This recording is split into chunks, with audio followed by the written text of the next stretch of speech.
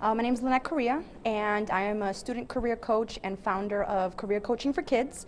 We target 8th graders through recent college undergraduates and coach on professional etiquette through 20 different career prep workshops that I actually developed. What's fun about the workshops is that we utilize improvisation and role-playing as well as technology to emphasize the career prep aspects of the company and the workshops.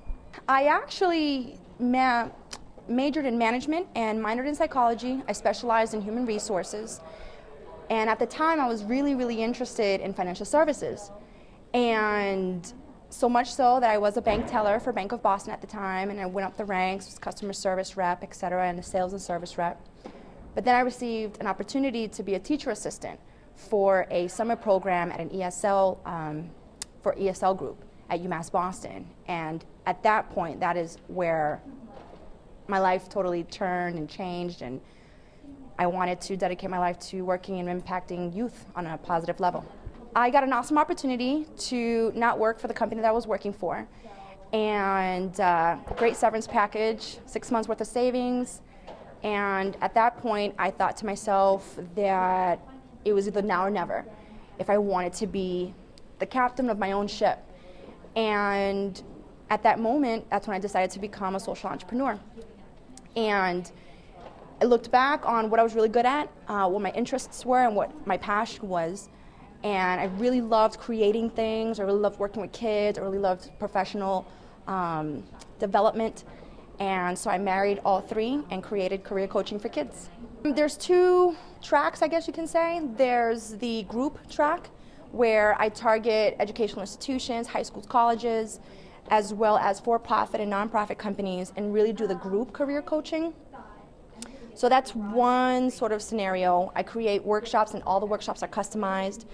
Minimum time frame is 45 minutes, maximum is an hour and 20 minutes, because if you've worked with students before, their attention span is a little short. So I try to put as many games and improvisation and role-playing scenarios as possible during that time frame. With individual students, if I'm coaching them on an individual level, again, I will go back and do individualized plans, but they're also customized.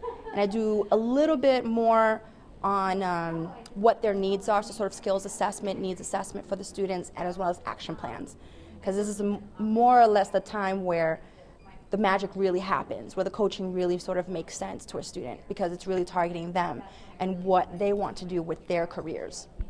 I wake up at 7 o'clock in the morning every day and have breakfast, make a few phone calls, check emails, do some yoga, and then from there I usually have a networking event to go to, or some sort of client meeting, prospective client meeting, social event, and then I might have lunch, maybe a business lunch or lunch with friends. And then I go back to the computer, I email, do leads, contact people again over phone and email. Then I go to events at night, and so lots of meeting people. And then I think I usually get home around 9:30, 10 o'clock at night, and I call people again and look at my planner and plan for the next day, and it starts all over again.